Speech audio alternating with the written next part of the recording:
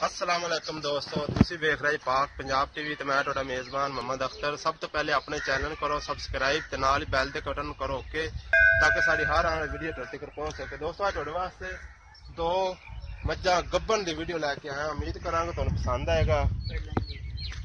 आप पहले नंबर से देखो जी, माशाल्लाह सोना चड्डा लई खड़ी है, विरल ते थान ने दिखाओ जी, मोट पा थान ते विरल ते कुंडे सिंह ने इंदे मत्थे तो थोड़ी सफेद ही नक तो भी है ते चिट्टी अख है।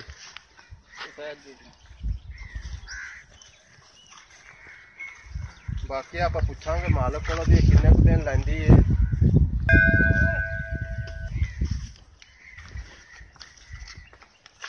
हाँ तो बाबा कच्ची है तरह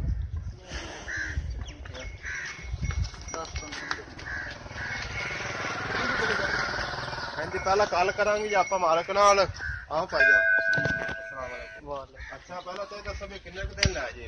ये लै जासी 5-7 दिन। ये पहला सुबह सुना है? हां जी पहली। अच्छा ते इंदी जरा कीमत कितनी कर दे जो? इंदा मुੱਲ ਤਾਂ 185। 185? हां तो प्यार अब तक करोगे? हां कर। कितना को काटे करो फिर?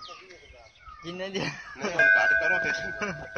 चल 80 कर लै। अच्छा 80 का चलो मजीद आप काट करा लांगे। 81 मुੱਲ कितना है? दूसरे नंबर ते दिखाओ। आ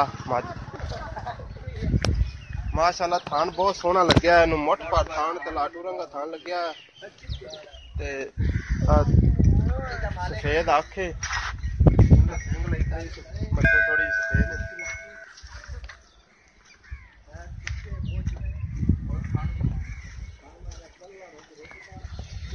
थोड़ा टोर ते बखा भी ये थोड़ी ये तो टोर है